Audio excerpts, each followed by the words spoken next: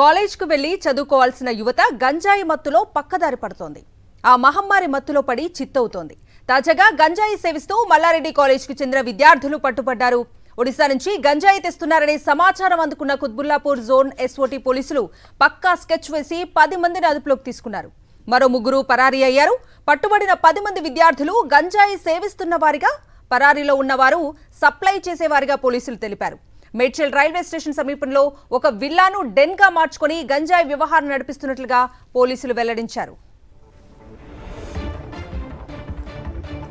ఇదే అంశానికి సంబంధించి పూర్తి డీటెయిల్స్ మా ప్రతినిధి సుస్మిత అడిగి తెలుసుకుందాం. సుస్మిత,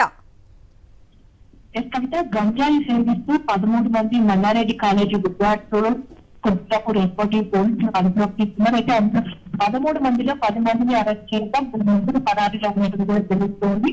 అంత ప్రతిసారి ఎప్పుడైతే గంజాయి కానీ హర్షాయాలు అవసరం ఉంటుందో ఒడిశాకు వెళ్లి అక్కడి నుంచి బైక్ లో తీసుకొని వస్తున్నట్టు కూడా సమాచారం. ఒకవేళ అవసరం ఉన్నప్పుడు వారు వస్తున్నారు, లేకపోతే అక్కడి నుంచి కొంతమంది కూడా సప్లై చేస్తున్నట్టు కూడా తెలుస్తుంది. మొత్తంగా ఈ విద్యార్థులతో 3 కీలక వ్యక్తులు ఉన్నారు. ఆ కీలకంగా ఉన్నవారు మొత్తం మల్లారెడ్డి కాలేజీలోని విద్యార్థులందరికీ అలవాటు చేయాలి అంటూ కూడా ఒక దండాన్ని క్రియేట్ చేస్తున్నట్టు చెప్తున్నారు.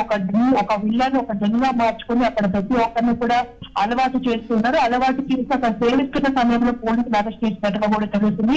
మరో 3 ఎవరైతే సప్లై చేస్తున్నారో వారు 3 కూడా పరారీలో ఉన్నట్టు కూడా చెప్తూ ఉన్నారు.